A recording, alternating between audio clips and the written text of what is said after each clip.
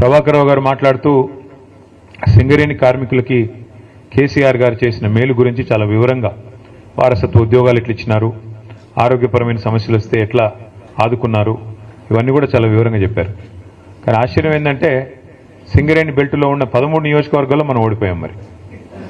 మరి ఎక్కడ తేడా వచ్చింది, ఎక్కడ ఎందుకు మరి టీబీజీకేఎస్కి పార్టీకి ఎక్కడ శృతి కుదరలేదు, ఇది కొద్దిగా లోతుగా అధ్యయనం చేయాల్సిన అవసరం. ఎందుకంటే అక్కడ పైన తూర్పు ఆదిలాబాద్ జిల్లాలో ఉండే బెల్లంపల్లి, చెన్నూరు, మంచిర్యాల, అలాగే కిందికి వస్తే ఇంకా మొత్తం గోదావరిలో రామగుండం, ఆ తర్వాత కిందికి మంతుని, తర్వాత మళ్ళీ భూపాలపల్లి, అక్కడి నుంచి మళ్ళీ చివరికి ఇల్లెందు, మనుగూరు, కింది దాకా సత్తుపల్లి దాకా, కొత్తగూడెం దాకా మొత్తానికి మొత్తం ఒక్కటంటే ఒక్క సీట్లో కూడా 13 సీట్లుంటే గోదావరి పరివాహక ప్రాంతంలో మీ బొగ్గుగని విస్తరించున్న ప్రాంతంలో ఒక్క సీట్లో కూడా మరి మనం గెలవలేదు. దానివల్ల డెఫినెట్గా మేము కూడా ఆలోచనలు పడ్డాం పార్టీగా, అరే ఇట్లెట్లా జరిగింది, గతంలో ఎంతోమంది ముఖ్యమంత్రులు ఎన్నో ప్రభుత్వాలు హామీలు ఇచ్చి నెరవేర్చలేదు, అట్లాంటిది వారసత్వ ఉద్యోగం అనే ఒక ఇమోషనల్ అంశం, దాన్ని కూడా నిలబెట్టుకున్నాము. ఇచ్చిన 10 హామీల్లో 8 పూర్తిగా చేయగలిగాము, 2 పాక్షికంగా అయినాయి. అయినప్పటికీ మరి కార్మికులు ఈ రకంగా ఎందుకు మనకు మద్దతు పలకలేదు అనే ఒక ఆలోచన మాత్రం పార్టీలో ఆనాడు కలిగింది.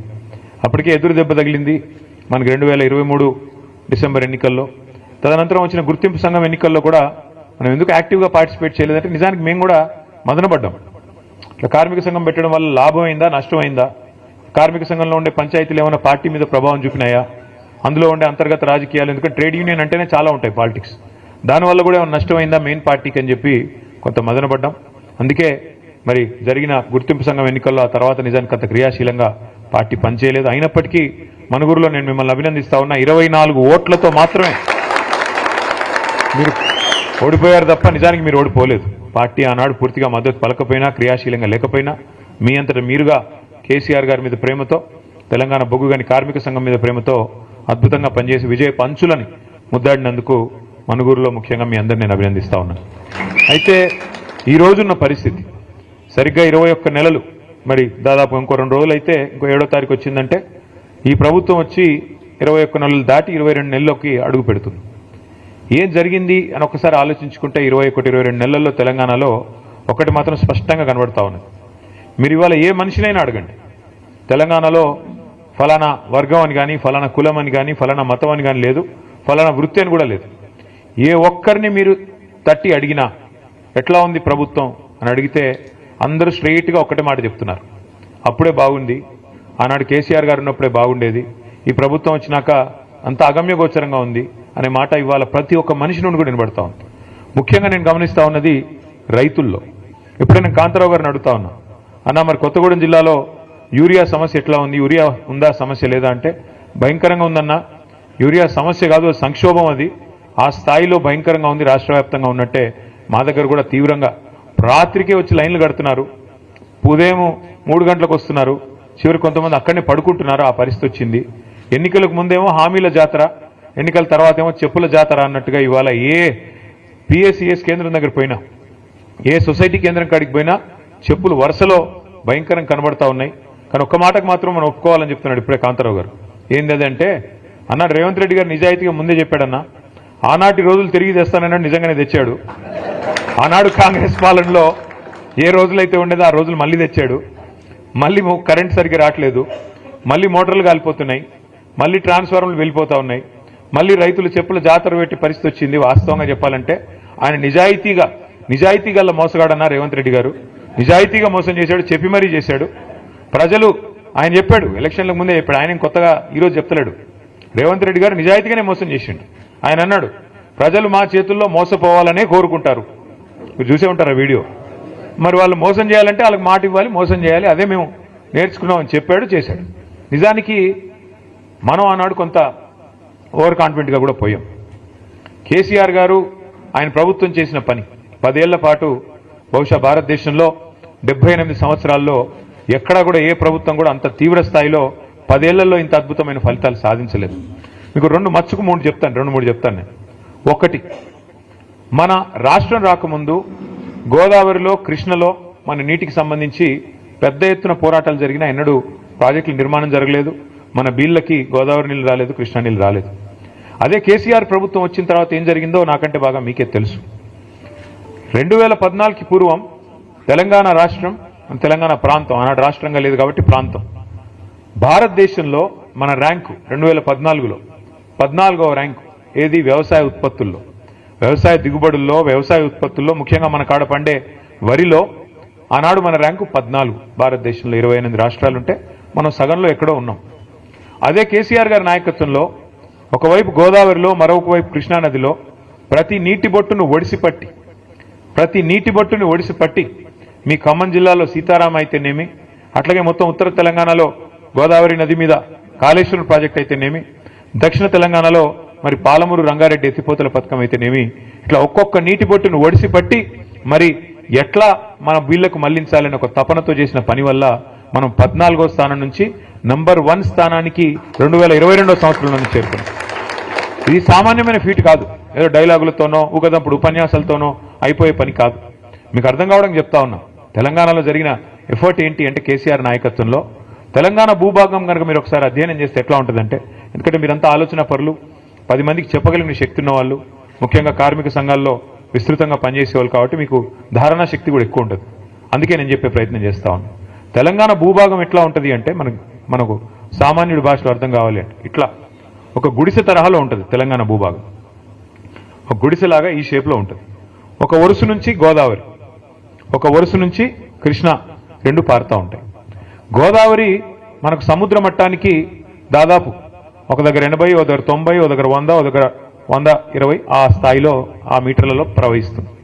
ఇంకోవైపు కృష్ణ కూడా 110, 120, 130, 140 ఆ స్థాయిలో ప్రవహిస్తుంది. ఇప్పుడు మనం ఎక్కడైతే కూర్చున్నామో గజ్వేల్, ఇది దాదాపు 600 మీటర్ల పైన ఉంటుంది. ఈ ప్లేస్ 600 మీటర్లు. పక్కనే మీరు వచ్చినప్పుడు కొండపోచమ్మ సాగర్ అని రిజర్వాయర్ చూసింటారు. అది 618 మీటర్ల మీద ఉంటుంది ఆ రిజర్వాయర్. అట్లాగే హైదరాబాద్ మహానగరం 535 మీటర్ల మీద ఉంటుంది. కిందికి పోతే మిడ్ మానేర్ అనేది 350 మీటర్ల మీద ఉంటుంది. ఎందుకు చెప్తా ఉన్నా ఇదంతా అంటే, ఇప్పుడు మీరందరికీ వ్యవసాయం పట్ల కనుక అభిరుచి ఉన్నా, వ్యవసాయం పట్ల కనీసం అవగాహన ఉన్నా మీకు తెలుసు, ఒక రైతు తన పొలంలో బోర్వెల్ వేస్తే బోరుకు మరి గ్రౌండ్ వాటర్ లాగాలి, భూమి అడుగులో ఉన్న నీళ్ళని పైకి లాగాలి అంటే బోరింగ్ వేసి, పైపింగ్ వేసి, కేసింగ్ వేసి మొత్తానికి మోటార్ పెట్టి నీళ్లు గుంజాల. 3 HP మోటారో, 5 HP మోటారో, ఇంకా పెద్ద మోటారో పెట్టి మొత్తాన్ని నీళ్లు లాగుతాం పైకి. అట్లాగే కేసీఆర్ గారు చేసిన ప్రయత్నం ఏంటి అంటే, తెలంగాణలో గోదావరిలో సమృద్ధిగా నీళ్లు ఎక్కడ దొరుకుతాయి అధ్యయనం చేసి, మేడిగడ్డ అనే ప్రాంతంలో కాళేశ్వరం దగ్గర, అక్కడైతే 365 రోజులు నీళ్లుంటాయి. తెలంగాణలో కరువు వచ్చినా ఇంకేం వచ్చినా అక్కడ మాత్రం నీళ్లు ఎప్పటికీ ఉంటాయనే ఆలోచనతో మేడిగడ్డ నుంచి అక్కడ 80 మీటర్లు గోదావరి ప్రవాహం, ఇక్కడ మనం కూర్చున్న కాడ 600 మీటర్లు, అక్కడి నుంచి నీళ్లు ఒడిసి పట్టి రోజుకి ఎన్ని నీళ్లు తెలుసా? మీరు హైదరాబాద్ చూసే ఉంటారు కదా అందరూ, ట్యాంక్ బండ్ చూసినారా? హుసేన్ సాగర్ ఉంది కదా, Hussain Sagar 1 TMC, Hussain Sagar capacity 1 TMC మొత్తం ఫుల్గా ఉంటాయి. ఈరోజు కేసీఆర్ గారు చేసిన కాళేశ్వరం ప్రాజెక్టు వల్ల జరిగింది ఏమంటే, మేడిగడ్డ దగ్గర 80 మీటర్ల స్థాయి నుంచి 618 మీటర్లు ఉన్న కొండపోచమ్మ కాడికి రోజుకు 2 హుసేన్ సాగర్లు, ఒకటి కాదు 2 TMCల నీళ్లను తీసుకొచ్చే అద్భుతమైన ప్రాజెక్టు కాళేశ్వరం ప్రాజెక్టు. ఒక రైతు బావిలో, మన పొలంలో బోర్వెల్ వేస్తే ఎట్లయితే నీళ్లు పైకి లాగుతామో మోటార్ పెట్టి, అట్లాగే మరి రోజుకు 2 హుసేన్ సాగర్లో బట్టి నీళ్లు పైకి తోడాలంటే ఒక బకెటేసి లాగలేం కదా. పెద్ద బాహుబలి మోటార్లు పెట్టి 140 మెగావాట్ల మోటార్ ఒక్కొక్కటి, అట్లాంటి 21 పంప్ హౌజులు, 19 సబ్స్టేషన్లు ఉన్నాయి కాళేశ్వరం సిస్టంలో. దానివల్ల అక్కడ గోదావరి 80 మీటర్ల నుంచి తీసుకొని ఒక్కొక్క స్టేజ్ ఎక్కిస్తూ మధ్యలో 300 మీటర్ల కాడికి మిడ్మానేర్ తెచ్చి అక్కడి నుంచి పైకి తెచ్చి అట్లా 15 రిజర్వాయర్లు, అట్లా 19 పంప్ హౌజులు, 21 సబ్స్టేషన్లు, 100 కిలోమీటర్ల గ్రావిటీ మన సొరంగ మార్గాలు, 1000 కిలోమీటర్ల గ్రావిటీ ఛానల్స్, ఇవన్నిటి సమాహారం కాళేశ్వరం. 3 బ్యారేజీలు, ఇవన్నిటి సమాహారం కాళేశ్వరం. అట్లాంటి ప్రాజెక్టు కాళేశ్వరం ప్రపంచంలోనే అతి పెద్ద లిఫ్ట్ ఇరిగేషన్ ప్రాజెక్ట్ ఎక్కడ? ప్రపంచంలో, భారతదేశంలో కాదు. ఎక్కడ ఉంది అంటే మన తెలంగాణలో ఉంది, దాని పేరు కాళేశ్వరం. ఇవాళ కేసీఆర్ గారు చేసిన బృహత్ ప్రయత్నం వల్ల, భగీరథ సంకల్పం వల్ల, మరి అప్పుడెప్పుడో శివుడు గంగను భూమి నుంచి దివికి దింపారంటారు, ఏదో ఆకాశం నుంచి కిందికి తీసుకొచ్చారంటారు. కానీ కేసీఆర్ గారు చేసింది ఏం తెలుసా? కింది నుంచి మీదికి తీసుకొచ్చి ఇవాళ 80 మీటర్ల నుంచి 618 మీటర్లకు తెచ్చితే దానివల్ల ఏం జరిగింది? ఒక రైతుల పొలాలకు నీళ్లు మాత్రమే కాదు, మార్గమధ్యంలో ఉండే అన్ని గ్రామాలు అన్ని పట్టణాలకి మంచినీళ్లు. అట్లాగే ఇప్పుడే నేను మీకు చెప్పాను, హైదరాబాద్ మహానగరం 535 మీటర్ల మీద ఉంటుంది. ఇప్పుడు మనం కూర్చున్న ప్రాంతం కొండపోచమ్మ సాగర్ 15 టీఎంసీల సామర్థ్యం, అంటే 15 హుసేన్ సాగర్ల సామర్థ్యం. కొద్దిగా కిందికి పోతే మల్లన్న సాగర్ 50 టీఎంసీల సామర్థ్యం, అంటే 50 హుసేన్ సాగర్లతో సమానం. ఈ రెండు కూడా హైదరాబాద్ నెత్తి మీద కుండబెట్టినట్టే. ఈ రెండు శాశ్వతంగా హైదరాబాద్ అనే మహానగరానికి ఇవాళ 1 కోటి జనాభా ఉన్నారు. రేపు 3 కోట్లైనా ఇబ్బంది లేకుండా రాబోయే 50 సంవత్సరాలు హైదరాబాద్ మహానగరం యొక్క తాగునీటి గురించి కూడా ఆలోచించిన ఒక దార్శనికుడు, విజనరీ లీడరు మన నాయకుడు కేసీఆర్ గారు. తాగునీరు, సాగునీరు, మార్గమధ్యంలో ఉండే ఇండస్ట్రీలకు నీళ్లు, ఇన్ని రకాలుగా ఆలోచన చేసి ఆ గోదావరిలోని ప్రతి నీటి బొట్టును ఒడిసిపట్టి నీళ్లు తీసుకొస్తే ఇవాళ ఆ కేసీఆర్ గారి మీద సిబిఐ కేసు. మాట్లాడితే తెల్లారులేస్తే బీజేపీ కాంగ్రెస్ కత్తులు దూస్తారు. రాహుల్ గాంధీ గారు ఏమంటారు? సిబిఐ అనేది మోడీ గారు జేబు సంస్థ అంటాడు. మరి ఇక్కడ రేవంత్ రెడ్డి గారు ఏమంటున్నారు? కాదు కాదు, సిబిఐ చాలా మంచి సంస్థ, వాళ్ళకి ఇస్తాను, వాళ్ళకే ఇస్తానని చెప్పి దేశమంతా కాంగ్రెస్ పార్టీ దుమ్మెత్తిపోస్తుంటే సిబిఐ, ఈడీ, ఐటీ మీద ఇక్కడ ఉన్న రేవంత్ రెడ్డి గారు మాత్రం లేదు లేదు, సిబిఐ చాలా అద్భుతమైన సంస్థ, చాలా గొప్ప సంస్థ, వాళ్ళకే ఇస్తానని చెప్పి ఇస్తే ఏం అర్థం చేసుకోవాలి మనం? దీని వెనుక ఉన్న రాజకీయం ఎట్లా అర్థం చేసుకోవాలి మనం? ఇందాక జగదీష్ రెడ్డి గారు చెప్పింది అక్షర సత్యం.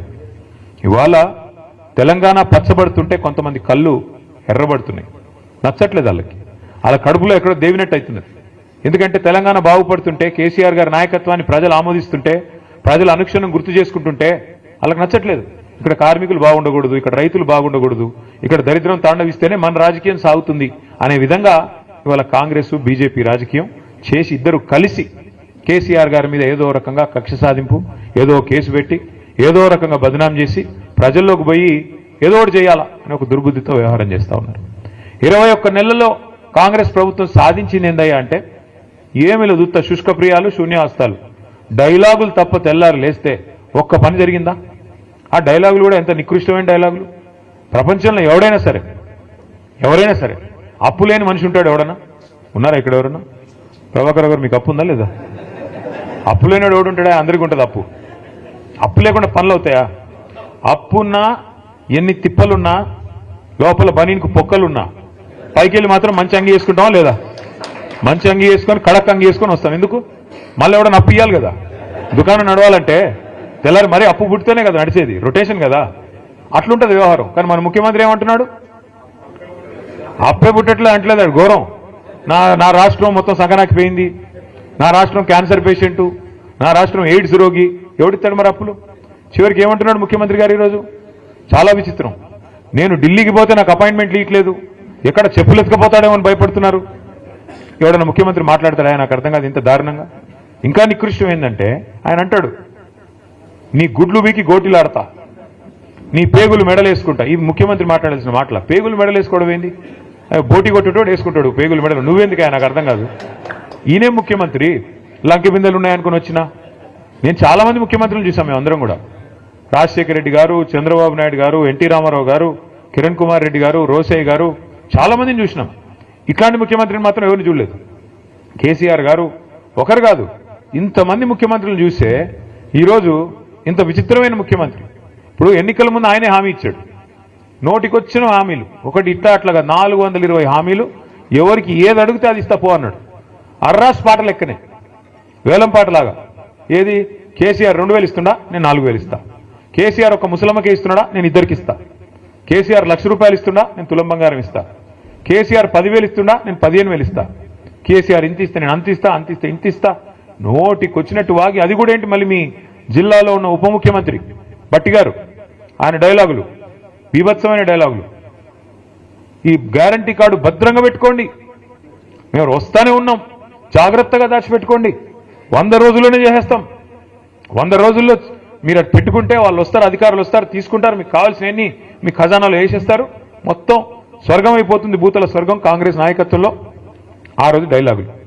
ఆ రోజు అడిగారు విలేకరులు, అయ్యా మరి మీరు చెప్తున్నాయన్నీ అమలు చేయాలంటే 4 స్టేట్ల బడ్జెట్ కావాలా, 4 దక్షిణాది రాష్ట్రాల బడ్జెట్ కావాలా, ఎట్లా చేస్తారా స్వామి అంటే, మా కాంగ్రెస్ పార్టీకి చాలా తెలివి ఉంది, మాది 100 సంవత్సరాల చరిత్ర, మావాడు ఒక్కొక్కడు 6 ఫీట్లు ఉన్నాడు, మాకు తెలివి లేదంటారా, బ్రహ్మాండంగా సంపద పెంచుతాం, మేము ఇది చేస్తాం అది చేస్తాం అని డైలాగులు.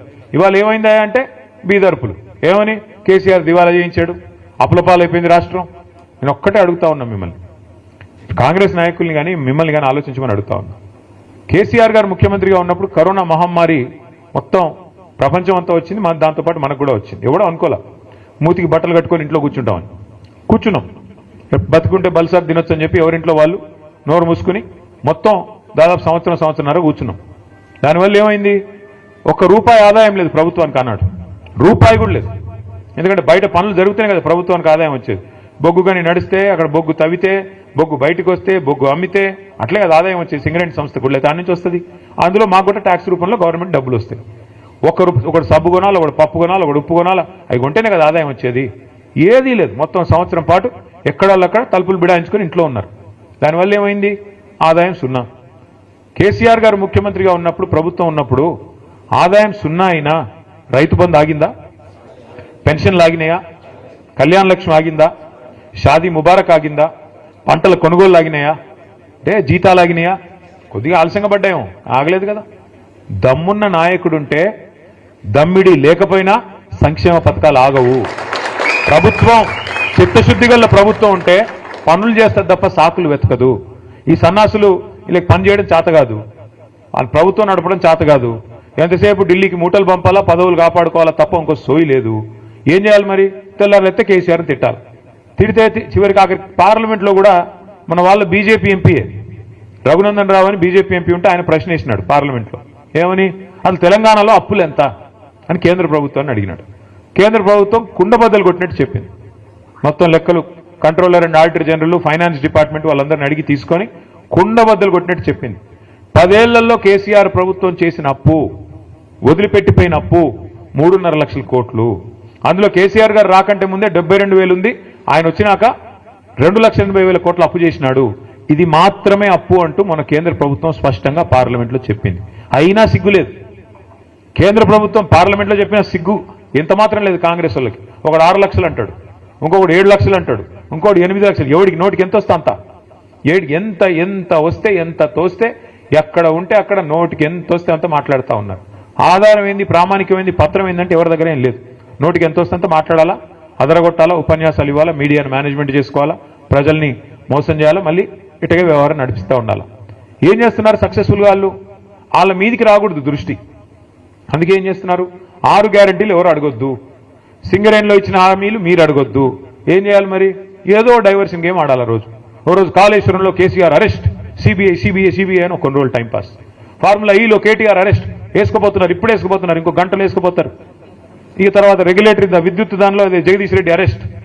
ఈ టైపులో రోజొక్క సొల్లు పురాణం తప్ప 22 నెలల్లో 21 నెలల్లో ఒక్క పని ప్రజలకు పనికొచ్చేది జరిగిందా? ఎవరికన్నా? ఒక్క ఫ్రీ బస్సు, ఏమనంటే ఫ్రీ బస్సు. అది ఎంత గొప్పగా ఉందో నాకంటే బాగా మీకే తెలుసు. ఎన్నడూ చూడని దృశ్యాలు చూస్తున్నాం ఫ్రీ బస్సుల్లో.